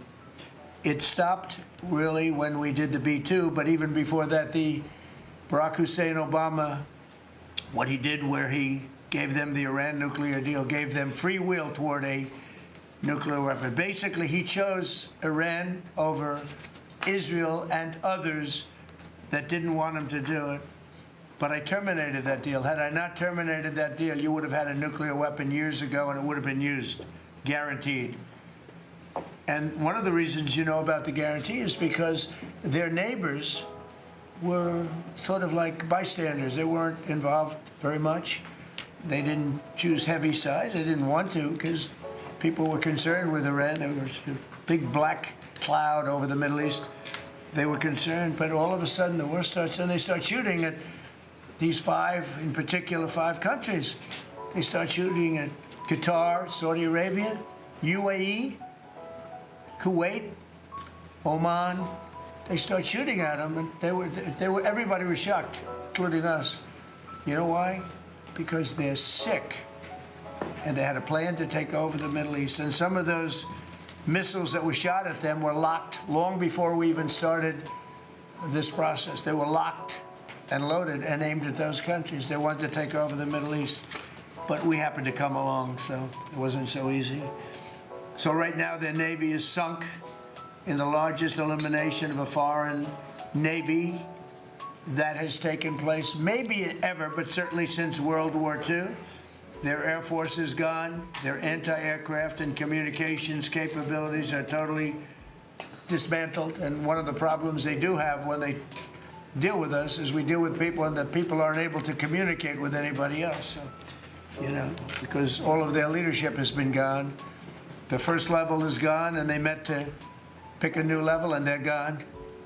They're all gone because they didn't make a deal and because they're sick people. They're really sick. They're really sinister, sick people. And if anybody thinks it was okay to have a group of people like this to have nuclear capability, nuclear weapons, and if we didn't attack with the B-2 bombers, they would have had a nuclear weapon within 2 weeks of that, maybe 4 weeks. But between 2 and 4 weeks, they were planning to have a nuclear weapon. If we didn't hit them at that time with the B-2 bombers, and one of the great air raids in history, maybe the greatest, dark at night, no moon, no light, every single bomb hit its mark and just obliterated that place. So it's now buried deep under earth. And it was an amazing thing, but they would have a nuclear, and they would have used it without question. And you know that because why did they shoot all these countries that weren't even really involved with them? They weren't involved. They had no big problems because they're sick, because they want to take over the Middle East, not just Israel. Certainly Israel would have been the first on their list. They would have used nuclear weapons, a nuclear, you don't need too many of them, but they would have used a nuclear weapon on Israel, and they would have used it on the other neighbors, and then they would have come after us. And if we had a weak president, they would have done great damage. But fortunately, you don't have a weak president. I knew what was happening. And I think we've been proven right. You know, they took one missile, went 2,500 miles. They supposedly didn't have a missile like that. They had no missile with that capability. But they shot the now famous Ireland, the island that the UK was very afraid to give us because they didn't want to get dragged in. But we don't want to get dragged into their wars either. You know? It's one thing, we're very disappointed. I'll say it publicly. We're very disappointed with NATO because NATO has done absolutely nothing. And I've always said, 25 years ago, I mean, I was somebody that wasn't a politician, but I was always involved in politics and I understood politics. I said 25 years ago that NATO's a paper tiger, but more importantly, that we'll come to their rescue, but they will never come to ours. And I want you to remember that we said this. They didn't come to our rescue. Now they all want to help. When they're annihilated, the other side is annihilated, they said, we'd love to send ships. They actually made a statement, a couple of them, that we want to get involved when the war's over. No, it's supposed to get involved when the war's beginning, or even before it begins. We had the UK say that we'll send, this is 3 weeks ago, we'll send our aircraft carriers, which aren't the best aircraft carriers, by the way. They're toys compared to what we have. But we'll send our aircraft carrier when the war is over. I said, oh, that's wonderful. Thank you very much. Don't bother. We don't need it. And we don't need it, and we don't need them. We estimated it would take approximately 4 to 6 weeks to achieve our mission, and we're way ahead of schedule. If you look at what we've done in terms of the destruction of that country, I mean, we're way ahead. Think of it, they have no Navy, and they had good ships. 154 ships have been shot down and are resting very nicely at the bottom of the sea. And we did that in a matter of less than a week. Because we have the greatest military in the world by far, nobody even close. So we estimated it would take approximately 4 to 6 weeks to achieve our mission. 26 days in, we're really a lot ahead of schedule. The Iranian regime is now admitting to itself that they have been decisively defeated. They're saying to people, this is a disaster. They know it. That's why they're talking to us. They wouldn't talk otherwise. But they're talking to us because they've got a disaster in their hands. They're defeated. They can't make a comeback. We're free to roam over their cities and towns and destroy all of their crazy nuclear weapons and missiles and drones that they're building. And we're doing that. They now have a chance to make a deal, but that's up to them. And they'll tell you, we're not negotiating. We will not negotiate. Of course they're negotiating. They've been obliterated. Who wouldn't negotiate? They are begging to make a deal. We'll see if we can make the right deal. And if they make the right deal, then the strait will open up. Hormuz Strait will open up. And even now, we don't know if there are any mines. You know, they have 22 they call mine droppers. Think of it. Who would have 22 mine droppers? There's a boat that drops mines. Who has 22 mine droppers? Except for people with very evil intention. So every one of those mine droppers has been struck with the same weapon we used to stop drugs from coming into the United States of America. When we hit those boats, it's the exact same weapon, extremely effective. We have unlimited supplies and extremely effective. But they have no more mine droppers. By the way, speaking of drugs, we're 98% down drugs coming in by water, by the ocean, by the sea. 98%. And we're trying to find out who are the 2% because we think they're the bravest men anywhere in the world. Maybe women. But whoever's on those boats is very brave or doesn't watch television. But where drugs coming in by sea, coming in by water, are 98% down. And now we'll stop the drugs coming in by land. The land is the easy one. You had to stop the water. A lot of it came into the water. Now it's all pinched. And these people are trying to come in by land. And we will, that's it, that's the easy one. But we had to take care of the water first. Nobody's coming in. Virtually nothing is coming in anymore. It was hundreds of millions of dollars a week were coming in by water. But they now have the chance, that is Iran, to permanently abandon their nuclear ambitions and to chart a new path forward. We'll see if they want to do it. If they don't, we're their worst nightmare. In the meantime, we'll just keep blowing them away, unimpeded, unstopped. Well, there's not a thing they can do about it. They can't do anything about it, you know? I tell you, if they could, you'd be hearing about it. You'd be hearing about it. You don't hear anything about it. They can't shoot our jets. We have the best military equipment in the world, not even a contest. And you see that with Venezuela. They had other equipment, they didn't have ours, it didn't work. Didn't work. Think of it, we did the situation in Venezuela. It was a great military operation, getting a very, very dangerous man who's killed a lot of people, forced people into our country. Incredible. He emptied his prisons in Venezuela, emptied his prisons into our country, and I hope that charge will be brought at some point, because that was a big charge that hasn't been brought yet. It should be brought.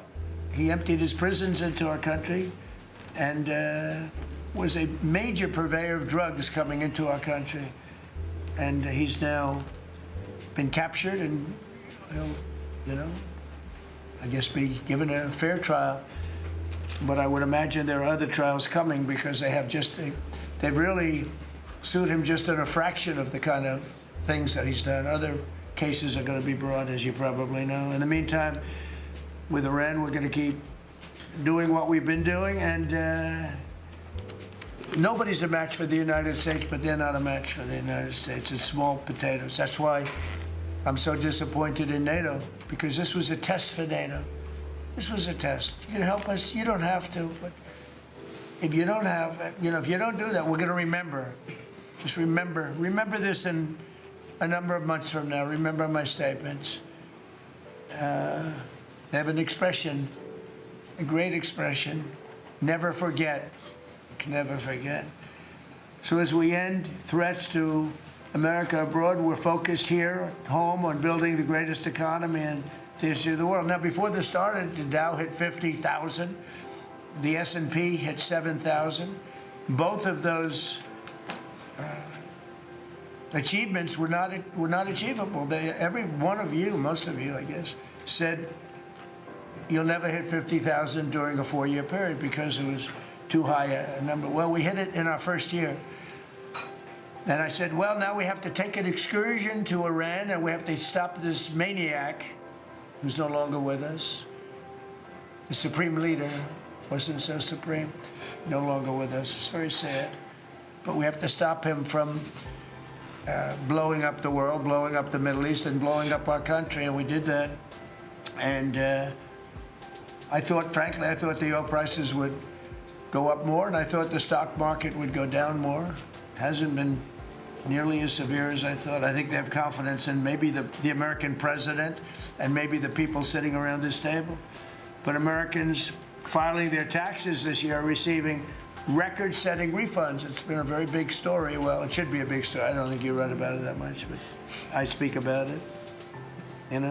I speak about it because if I speak about it, at least people here, you don't write about it. You don't write about the drug prices going down. It'll be going down 30, 40, 50, 60%, 70%. Favored nations, called most favored nations, we're going to be paying the lowest price anywhere in the world. Before we paid the highest price in the world, Bobby, right? And now we're going to pay the lowest price in the world. That's quite a difference. It's a difference of from 40 to 70 and 80 and even 90%. That's a pretty big difference. But we're slashing regulations and investment is pouring in from all over the world. We have the most investment of any country in history has been put into our country in the last year. And again, we had to take a little detour. Won't be long.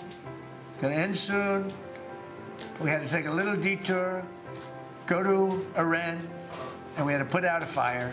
Very dangerous fire that could have blown up big portions of the world, if not the whole thing. So tomorrow we'll be announcing $1 billion out of tariff money. We had a tremendous amount of tariff money come in, and we continue to have. We've gone, as you know, the Supreme Court gave us a very unfortunate, foolish ruling, a ruling that gives the people that have ripped off our country for many years, gives them some money back. But it's one of those things. It's a terrible, terrible, horrible mistake they made, but it's okay because we have another method that's just as good. We'll use the other method. But because the tariff money has been so substantial, we gave our farmers who have been mistreated by some countries, we gave them $12 billion. And they're extremely happy, and they deserve it. They've been great. They never complain. They just go out and they farm, and they wouldn't do anything different. They wouldn't trade jobs with any of you, except maybe some of the fake media. I don't know. Somehow I don't see that. I like their job better, actually. I love the farmers. So we gave them $12 billion. So in just a few moments, Treasury Secretary Scott Bessent will discuss the actions that we're taking to address energy prices, which have not gone up as much as I thought, Scott, to be honest with you. And, it's not over, so maybe it'll go up a little bit more. It's all going to come back down to where it was and probably lower. And my predictions have been right. Trump was right about everything. They have a new hat. Trump was right about everything. It's pretty right. But Scott's going to address that. And I think before we go very much further, I want to ask Vice President J.D. Vance to say a few words about where we are with the situation he's involved with Steve and with Jared on negotiations. And then some of the others will speak. We'll have Marco say a few words. Pete Hegseth, who was born for this role. I mean, he's doing a great job. They gave him a hard time. And now people, I'll tell you, somebody came up to me yesterday, gave you a very hard time, said, I made a mistake. Pete Hegseth is doing a good job. So When I tell you who, you're not even going to believe it. He said Texas. He gave you such a nasty hard time, but you're doing great. And then Steve is going to speak, and Scott will speak last. And if we have any questions, we'll take some questions. You may have questions. I doubt it, but you may have some. So, JD, please. Yes, sir. Well, thank you. It's good to see everybody. Proud to be part of this team. Proud to be serving the president of the country. Let me just say a couple things. The first of all is the president summarized this very ably. But look, the Iranian conventional military is effectively destroyed. They don't have a navy. They don't have the ability to hit us like they could have even a few weeks ago. And what that does is that gives us options, Mr. President. Now, there's been a lot of reporting about diplomatic options, about negotiations. There's, of course, Pete and his team. There are further military options. But what we have now that we didn't have when the president took over just a little over a year ago is the ability to use every tool at our disposal to ensure that Iran doesn't get a nuclear weapon. Because when I say options, I think it's important the American people know options for what? And it's options to ensure that Iran never has a nuclear weapon. You talk about people who walk into a crowded supermarket and have a vest on, and they blow up the vest and a couple of people get killed, and that's a terrible tragedy. What happens when what's on the vest is not something that can kill a couple of people, but can kill many, many tens of thousands of people? That is the most important American national security objective that exists for any administration at any time, is you don't want the worst people in the world to have a nuclear weapon. That's why the president is doing this. That's why the president cares so much about this particular issue. I'll let Steve talk a little bit about the details of the negotiation, but the last thing I'll say before I turn it over to Marco is I'm very mindful, of course, that we have a lot of folks overseas fighting very ably for the United States of America. I know Pete and the whole team, we're very proud of them, but they're fighting at a time where we are about to enter as Christians the most important week of the Christian calendar, the Holy Week that celebrates the return of Jesus Christ to Jerusalem. And so I want to say to all of my fellow American Christians, but particularly those serving in the Gulf, that I wish you all a very blessed Easter, a very blessed Holy Week, and we continue to stand behind you and continue to support you every step of the way. Thank you, sir. Thank you very much. Marco? The most important job any president has is to keep the American people safe. And every president says it, but we have a president that means it and does something about it. As the president outlined very clearly to the world on the night this operation began, Iran has been at war with the United States for 47 years. For 47 years, Iran has been killing Americans and attacking Americans across this planet. And other presidents had an opportunity to do something about it. And they all warned about how Iran was dangerous, but they refused to act. And this president's not someone that's going to refuse to act. He's not going to leave a danger like this in place. He's going to address it, and that is what he is doing. From the very first night of this operation, the president made it very clear. People like this, and now what I'm talking about is not the people of Iran. The people that run this country are radical Shia clerics. These are religious fanatics. Look what they are doing now. At their weakest point, this is the weakest Iran has ever been, and look at what they're doing. They're attacking embassies. They're attacking hotels. Imagine what these people would do if they had a nuclear weapon. That is an unacceptable risk for the world. By the way, the president's not just doing a favor to the United States and to our people. This is for the world. He defined very clearly on the first night of this operation what the goal was. We were going to destroy Iran's navy, and that is happening.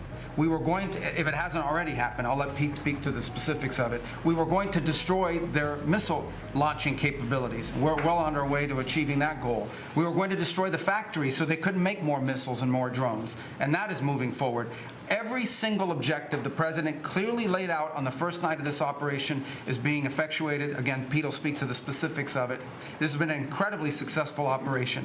Every day, it may not get covered because, we're unlike them. We're not bombing embassies and hotels. We're hitting military targets. But every day, the Department of War lets the drummer get wicked over every portion of Iran that has these military capabilities, and the results are going to bear fruit for the world. The world is going to be a safer and a better place when President Trump's mission here is achieved.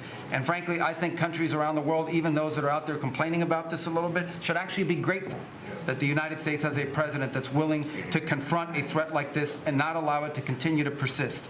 Because these people will kill as many Americans as they have a chance to do, and if they have a nuclear weapon, as the Vice President pointed out, they could kill millions of Americans in the future, and that is a risk that was not going to continue to exist as long as we had this president.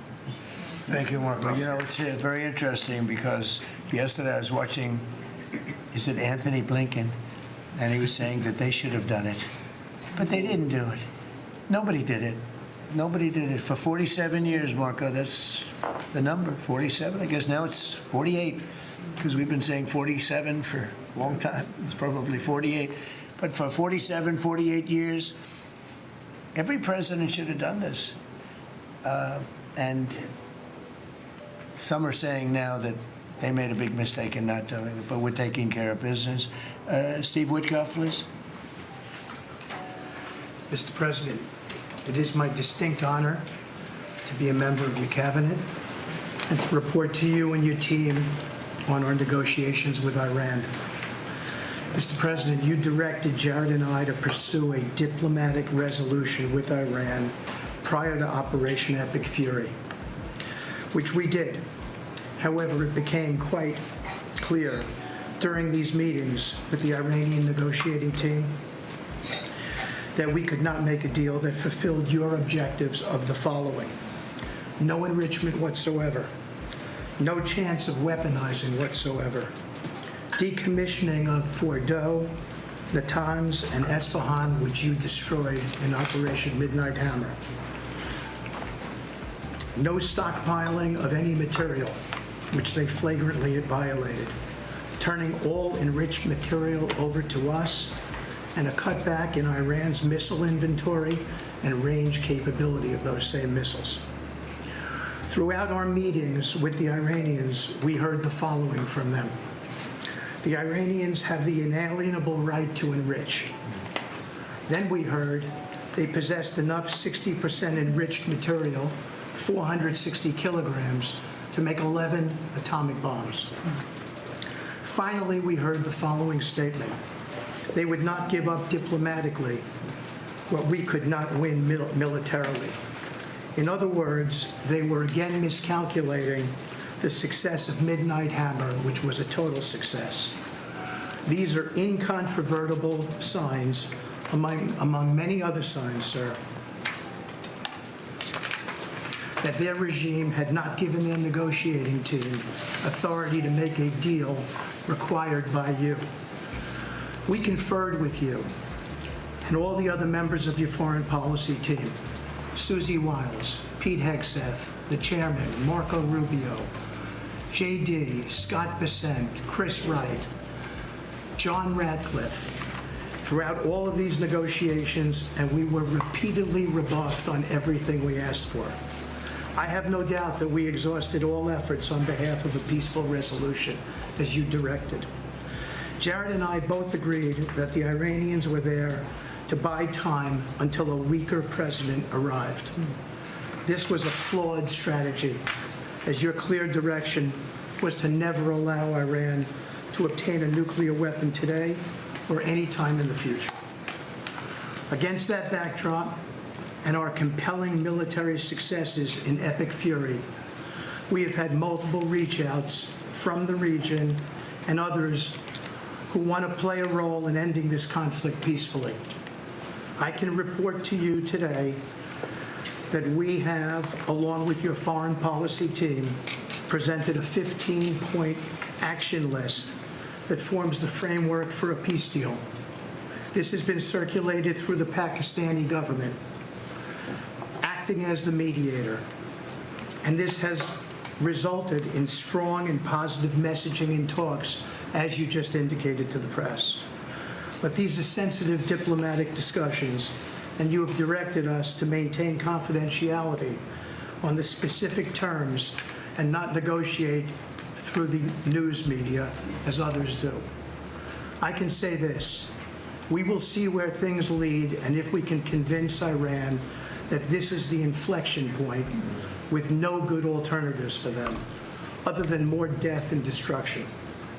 We have strong signs that this is a possibility, and if a deal happens, it will be great for the country of Iran, for the entire region, and the world at large.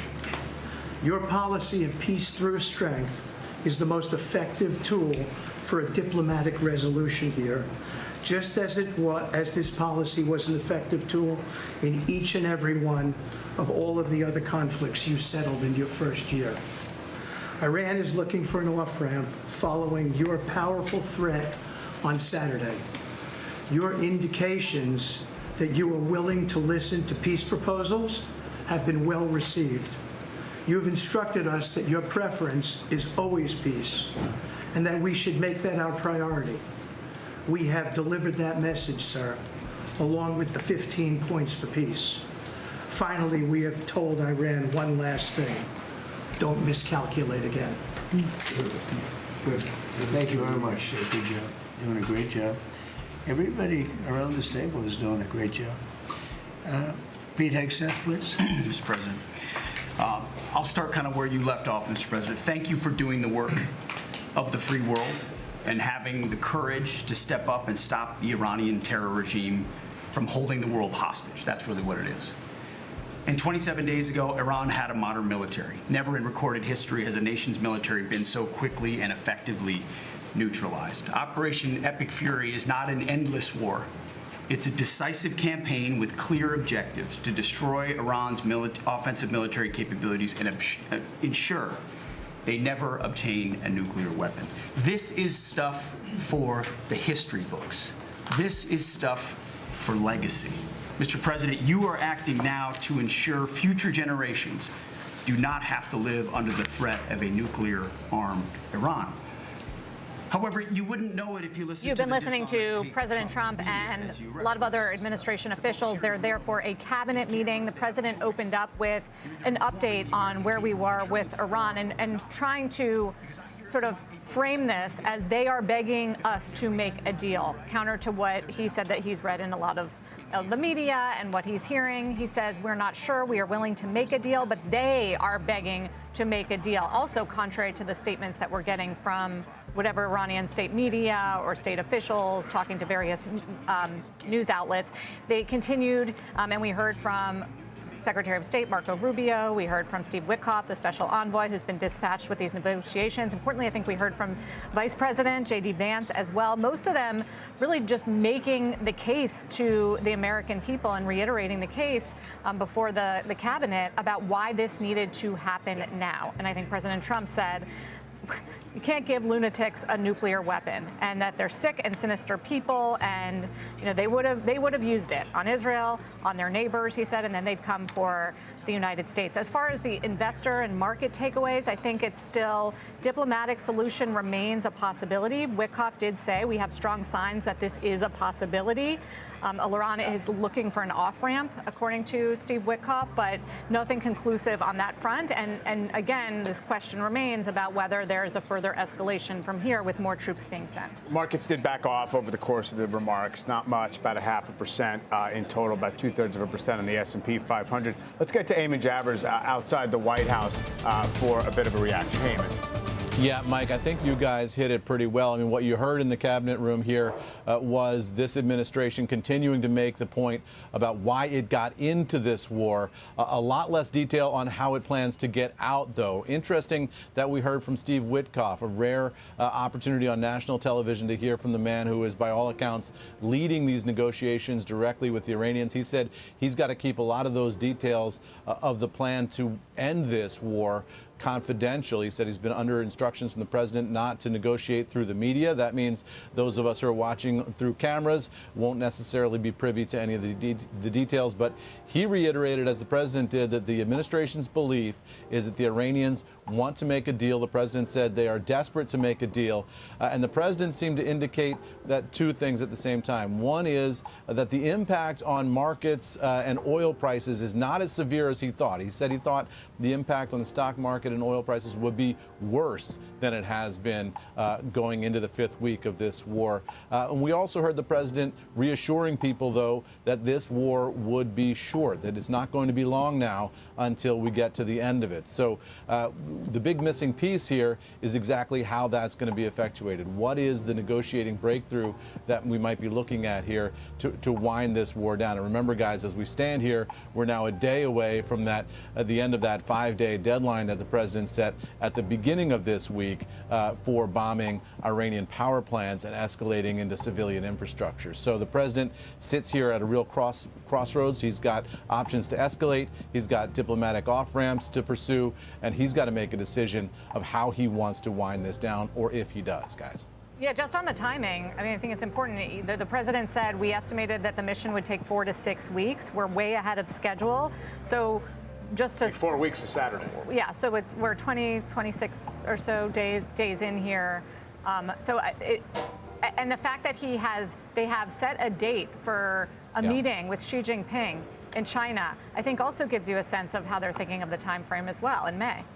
Yeah, I think that's right. I don't think the president wants to be out of town, so to speak, in Beijing when American troops are at war in Iran. And he clearly signaled that's why they needed to cancel the first set of meetings, which were scheduled to happen in a couple of days.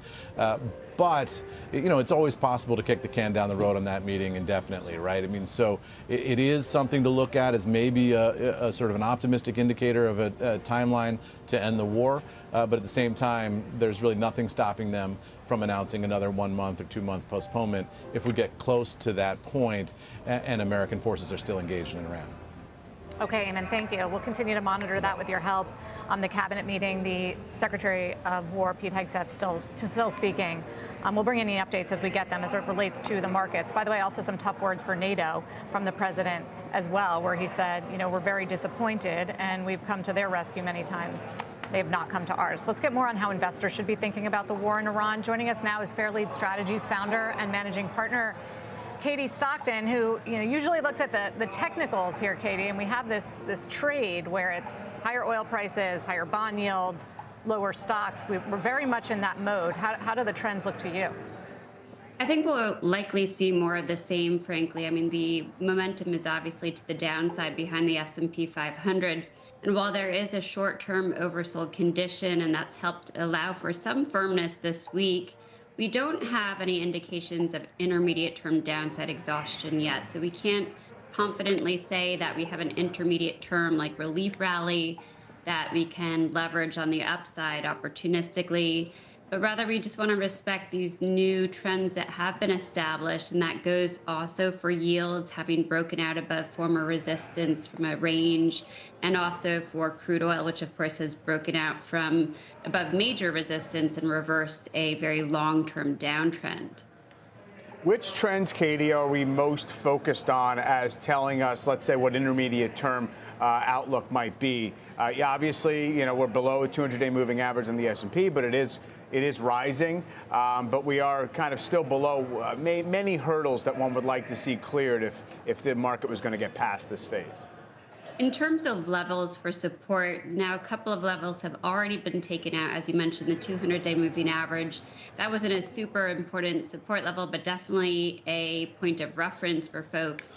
And then also the support that we were watching was the cloud-based support, and that was effectively the bottom of the range that preceded this latest downdraft.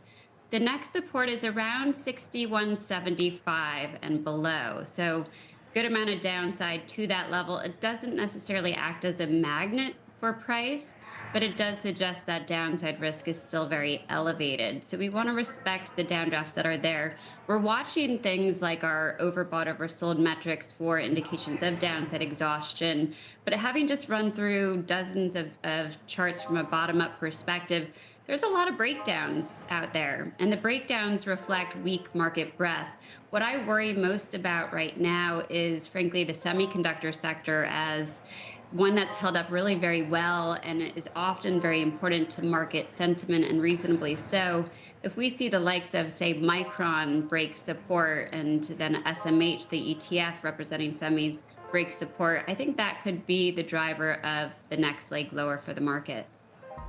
Any other groups look especially resilient and safe to you right now, besides, I guess, energy, which goes up when oil prices are higher? Well, in a way, it is energy. Of course, energy is, exhibiting positive long-term momentum, but it goes beyond what people would normally think of as energy, say ExxonMobil or Chevron, but rather go beyond, look at alternative energy sources, solar and wind. There's two ETFs, the TAN ETF, that's solar, TAN, and the FAN ETF, which is wind, or FAN.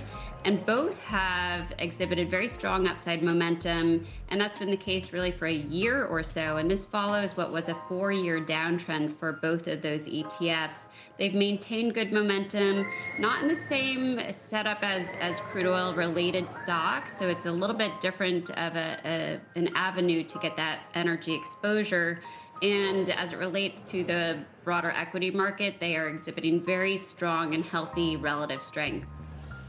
And Katie, yields, 10-year is still below 4.5, but it has not been able to really kind of keep itself sustainably below what we thought was the top of the range of 4.25.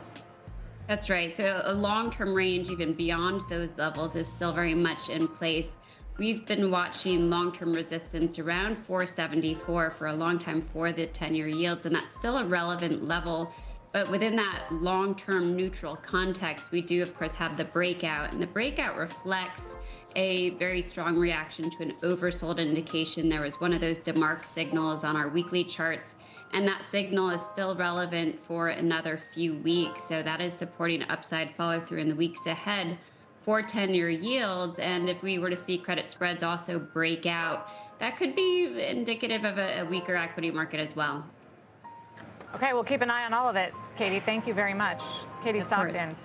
With that trade on now, higher yields, lower stocks, although, we're fluctuating here. Dow's down 122. Down 0.75%. Let's get back to Jack Hittery, who's been kind enough to wait here as we've listened to the president and some of the officials in his cabinet give remarks on Iran. He's the CEO of Sandbox AQ. And Jack, you're joining us today from, I believe, Miami, which is this big FII conference is going on where the president will actually be a speaker tomorrow afternoon. This is the conference held by the Saudis. And I am curious how many Saudis are there and what sort of vibe and information you're getting.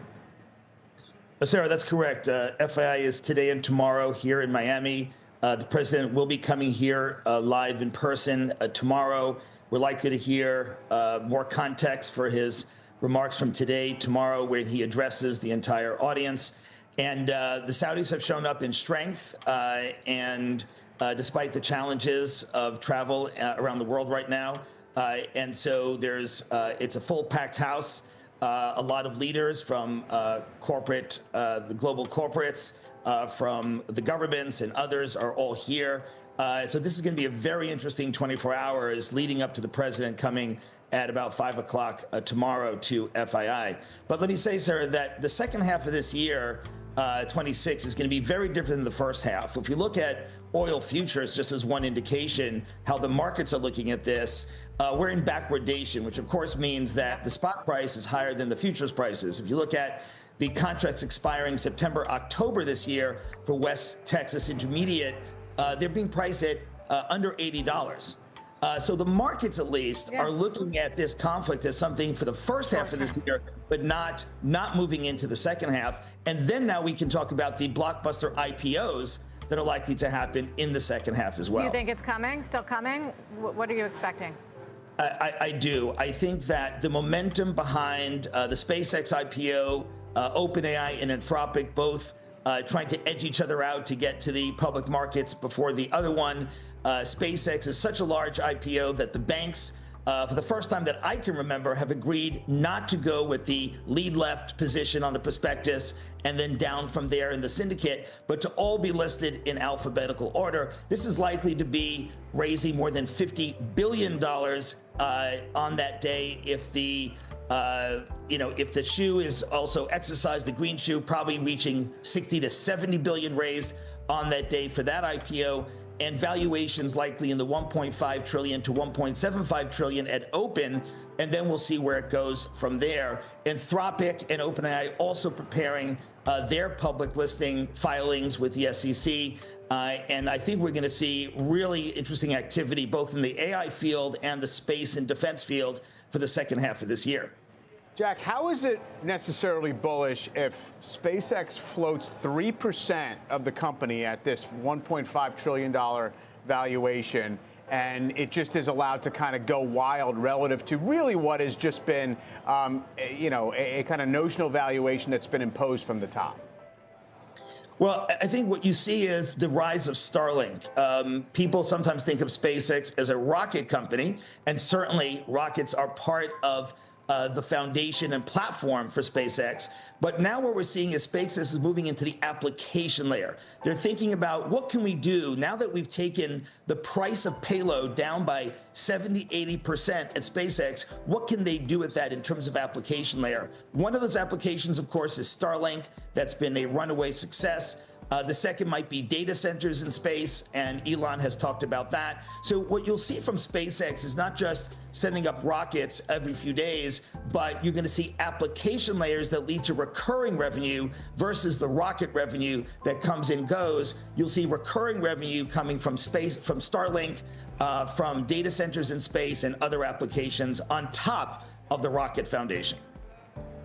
Has any of this put a chill in investment or deal activity or anything, in your world when it comes to AI, or even when it comes to deals with the Gulf region, which were so hot?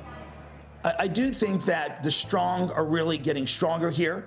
And so what we see in times of challenge like this, that investors congregate in strong names, both public but also in the private sector as well.